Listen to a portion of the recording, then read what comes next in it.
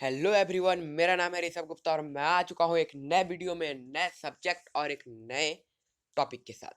आज हम करने वाले हैं ग्रेविटेशन क्लास 9 का, जो कि फिजिक्स के पोर्शन में आता है। फिजिक्स ये कई लोगों को इतना परेशान करता है ना, पूछो मत। और फिजिक्स का ये ग्रेविटेशन, तो आज हम क्या करेंगे, ग्रेविटेशन को अपने मुट्ठी में हमें करना है। लेकिन ये पार्ट 1 है, इसका पार्ट 2 मैं जल्द ही लेके आऊँगा। सबसे पहले पार्ट 1 में जो भी टॉपिक है उसे हम अपने मुट्ठी में कर लेते हैं। ठीक, तो अब देखते हैं पहले ये ग्रेविटेशन होता क्या है, ये फंडा है क्या, ग्रेविटेशन है क्या, देखते हैं। तो देखते हैं, a force that exists among all material objects in the universe and these objects carry force of attraction between them and is called gravitational force. Gravitation means ये बोल रहे हैं कि यूनिवर्स में जितने भी ऑब्जेक्ट हैं वे एक फोर्स कैरी करते हैं और उस फोर्स के बिहाफ पे वे सभी ऑब्जेक्ट जो हैं एक दूसरे को अट्रैक्ट करते हैं। तो अब उस फोर्स का नाम क्या है, ग्रेविटेशनल फोर्स। उसे हम कहते हैं हिंदी में गुरुत्वाकर्षण। ओके, तो ये होता है ग्रेविटेशन। और एक बार देख लेते हैं हम इसको। A force that exist among all material objects in the universe and this object carry force of attraction between them and is called gravitational force. Okay, यहाँ पे आपको दिख रहा होगा न्यूटन बाबा जी, जिनके कारण आपको आज ये पढ़ना पड़ रहा है। चलो कोई नहीं, हमें क्या, हमें तो पढ़ना है। ठीक है, अब देखते हैं नेक्स्ट क्या आता है। यूनिवर्सल लॉ ऑफ ग्रेविटेशन, यहाँ हो गया है यूनिवर्सल ऑल ऑफ ग्रेविटेशन हो गया है, ये वाला लॉ है, ऑल हो गया है। ठीक है, तो अब देखते हैं। According to the universal law of gravitation every object in the universe attracts every other object with a force which is proportional to the product of their masses and inversely proportional to the square of distance between them. अब universal law के, universal of gravitation के according कहा जा रहा है कि जो universe में जितने भी ऑब्जेक्ट हैं वे एक दूसरे को अट्रैक्ट करते हैं और उस अट्रैक्टिंग फोर्स पे क्या होता है, और उनका जो अट्रैक्टिंग फोर्स होता है वो जो है उन दोनों ऑब्जेक्ट के मास के प्रोपोर्शनल होता है, डायरेक्टली प्रोपोर्शनल होता है। यानी उन दोनों का मास बढ़ेगा तो अब फोर्स ऑफ अट्रैक्शन भी बढ़ेगा, ये होता है। ठीक, और क्या बोल रहा है, उन दोनों का डिस्टेंस का स्क्वायर उसका इनवर्सली प्रोपोर्शनल होता है, ये बोला जा रहा है। मीन्स यानी जितना डिस्टेंस का स्क्वायर बढ़ेगा, मीन्स जितना डिस्टेंस बढ़ा उतना इनका फोर्स जो है कम होगा, ये कहता है आपका यूनिवर्सल लॉ ऑफ ग्रेविटेशन। और एक चीज मैं बता दूं, आप लोगों को लग रहा होगा जब यहाँ पे लिखा है कि each and every object attract another object, यहाँ पे ये लिखा हुआ है यूनिवर्सल ऑफ ग्रेविटेशन के अकॉर्डिंग। तो आप पूछोगे जब न्यूटन के सर पे एप्पल गिरा, ठीक, तो तब तो पता चल रहा है कि अर्थ ने एप्पल को नीचे अट्रैक्ट किया। क्या एप्पल ने भी अर्थ को ऊपर अट्रैक्ट किया था, ये भी क्वेश्चन आता है। ठीक, तो इसका आंसर है यस। जी हाँ, आपने सही सुना, इसका आंसर है यस। तो अब देखते हैं कि अर्थ ऊपर क्यों नहीं गया। आपके मन में सवाल आता होगा, अर्थ ऊपर इसलिए नहीं गया, मैं आप लोगों को बता देता हूं। अर्थ के मास पे अगर हम बिहाफ पे देखें, अर्थ के मास के बिहाफ पे, तो एप्पल का मास कितना होगा, कुछ भी नहीं है। अर्थ के मास के बिहाफ पे अगर हम देखें तो अगर हम 100 एप्पल भी ऊपर से नीचे गिरा दें तब भी वे अर्थ को अट्रैक्ट कर ही नहीं सकते, just because of the mass of the earth.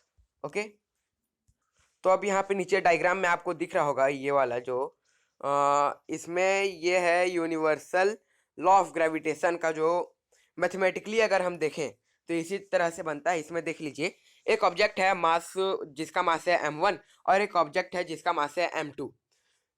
ठीक, तो यहाँ पे आपको दिख रहा होगा कि जो ऑब्जेक्ट है, इन दोनों ऑब्जेक्ट से जो डिस्टेंस लिया गया है, और डिस्टेंस कहाँ से लिया गया है, दोनों ऑब्जेक्ट के सेंटर से लिया गया है।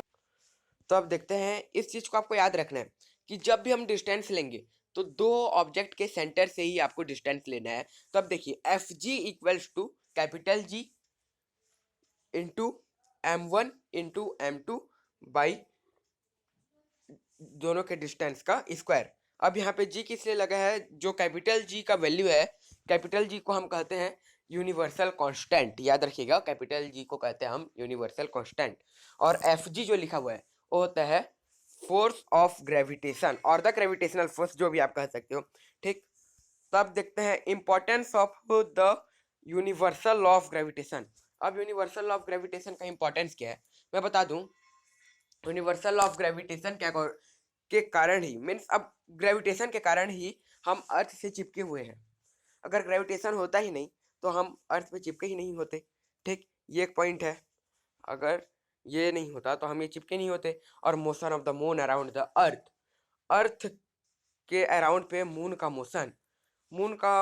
मोशन भी जो है इसी के कारण होता है। किसके कारण? Universal law of gravitation. कैसे? अब देखो, मून को जो है कौन अट्रैक्ट करके रखता है? अर्थ अट्रैक्ट करता है। और एक साइड से उसको फोर्स, एक साइड से अट्रैक्ट करता है सन। तो अब देखिए, अर्थ जो है मून से पास में है तो अर्थ का अट्रैक्शन ज़्यादा होगा, उसी के लिए मून जो है अर्थ के ज़्यादा करीब रहता है। और और सर्कुलर मोशन पे वो राउंड करता है। और उस सर्कुलर मोशन को हम कह सकते हैं सेंट्रीपिटल फोर्स। सेंट्रीपिटल फोर्स लगाता है अर्थ मून को अपने राउंड में घुमाने के लिए। ओके, ये चीज़ याद रखना। मून को अपने सराउंडिंग में घुमाने के लिए अर्थ कौन सा फोर्स यूज करता है? Centripetal force. ओके, अब देखते हैं थर्ड पॉइंट क्या होता है। Motion of planets around the sun. अब ग्रेविटेशनल फोर्स के कारण ही सन के अराउंड पे प्लैनेट्स का मोशन होता है। ठीक, और एक होता है tides due to the moon and the sun. हाँ, मून एंड सन के कारण ही टाइड्स होता है। अब देखो, जब मैंने क्या बताया था आपको, अर्थ एप्पल को अट्रैक्ट कर रहा है, तो ऐसा है कि एप्पल भी अर्थ को अट्रैक्ट करेगा। उसी प्रकार से जिस तरह अर्थ मून को अट्रैक्ट करता है उसी प्रकार से मून भी अर्थ को अट्रैक्ट करेगा। ठीक है, तो अब देखो, मून अर्थ को अट्रैक्ट कर रहा है तो उसका कुछ वाटर, अब देखो मून भी अगर हम देखें तो थोड़ा बड़ा ही है। मून तो बड़ा है, कहाँ हमारा एप्पल, कहाँ हमारा मून। ओके, ठीक, तो कुछ ना कुछ मून तो जरूर इफेक्ट डालेगा। तो क्या होता है, उसी कारण टाइट कॉस होता है। आपको अगर दिमाग में आप समझ पा रहे हो तो जैसे जैसे मून अट्रैक्ट करता है टाइट्स वैसे वैसे बढ़ते जाते हैं। ठीक है, ये चीज याद रखना। ओके, तो अब देखते हैं हमारा फ्री फॉल। ये भी एक भयंकर सा टॉपिक है, इसे अब देख लेते हैं फ्री फॉल होता क्या है। Whenever objects fall toward the earth under the gravitational force, it is told that objects are on free fall. Means अगर हम किसी भी ऑब्जेक्ट को किसी, जैसे मैं आपको बता दूं, आप चढ़ गए एक बिल्डिंग पे, लिविंग, ठीक, किसी बिल्डिंग पे चढ़ गए, फिर उसके बाद जैसे बिल्डिंग में चढ़ गए, फिर वहां से आप किसी ऑब्जेक्ट को नीचे गिराते हो। जब आप किसी ऑब्जेक्ट को गिराते हो तो अब वो ग्रेविटेशनल फोर्स है जो कि उसको नीचे गिरेगा, नीचे लेगा, है ना, नीचे की ओर उसको अट्रैक्ट करेगा ग्रेविटेशनल फोर्स ही। ठीक, तो उस ग्रेविटेशनल फोर्स के कारण गिरने से हम उसे क्या कहेंगे? The object is on free fall. Means जब भी कोई ऑब्जेक्ट ऊपर से नीचे गिरता है और ग्रेविटेशनल फोर्स उसे अट्रैक्ट करता है तो हम क्या बोलेंगे? यहाँ पे फ्री फॉल का फिनोमिनन जो है काम कर रहा है। ठीक है, यही चीज यहाँ पे दिया हुआ है कि whenever objects fall toward the earth under the gravitational force, it is told that objects are on free fall. Okay, तब देखते हैं acceleration during the free fall is known as acceleration due to gravity. इसे हम क्या से denote करते हैं? इसे हम डिनोट करते हैं जी से। एक्सेलरेशन ड्यू टू ग्रेविटी को क्या से डिनोट किया जाता है? स्मॉल जी, याद रखना। और कैपिटल जी को हम क्या से डिनोट करते हैं? कैपिटल जी जो होता है उसे हम डिनोट करते हैं यूनिवर्सल कांस्टेंट। और स्मॉल जी जो हमारा होता है इसे हम डिनोट करते हैं किसके लिए? एक्सेलरेशन ड्यू टू ग्रेविटी के लिए। तो अब देखते हैं इसका वैल्यू क्या होता है। यहाँ पे इसको समझना बहुत ही जरूरी है। Acceleration during the free fall is known as acceleration due to gravity. Means यहाँ पे देखो, अब इसमें आ जाओ आप ये वाले पॉइंट में। whenever object falls toward the earth under the gravitational force, यहाँ देखो अंडर द ग्रेविटेशनल फोर्स ये है, तो ये कौन सा ग्रेविटेशनल फोर्स है? ये है acceleration due to gravity. Acceleration due to gravity हो जाएगा वो। ठीक है, ये वाला फोर्स है। ठीक, तो अब देखते हैं हम नेक्स्ट जो है value of G. Value of G हम निकाल कैसे सकते हैं? ठीक है, तो वैल्यू ऑफ जी निकालने के लिए सबसे पहले देखिए, आप सबको पता ही होगा फोर्स को हम, फोर्स का और एक फॉर्मूला होता है जो कि mass into acceleration due to gravity. Mass m into G force का और एक फॉर्मूला होता है। तो अब हमें क्या करना है, जो ऊपर जो हमने फॉर्मूला पढ़ा है, कौन सा formula? Universal law of gravitation का। इसमें कौन सा फॉर्मूला था? F equals to G M means m1 into m2 divided by D का स्क्वायर, या तो आर का स्क्वायर, जो भी आप ले सकते हो। ठीक है, तो अब देखते हैं, इसको हम सब्सटीट्यूट करना है। जो mg वाला जो फॉर्मूला है, इस फॉर्मूले को हमको इसके साथ सब्सटीट्यूट करना है। तो पहले हमने क्या कर लिया, एफ फोर्स का वैल्यू क्या होता है mg, तो mg equals to G into M, capital M by small M by D का स्क्वायर, ये कर लिया।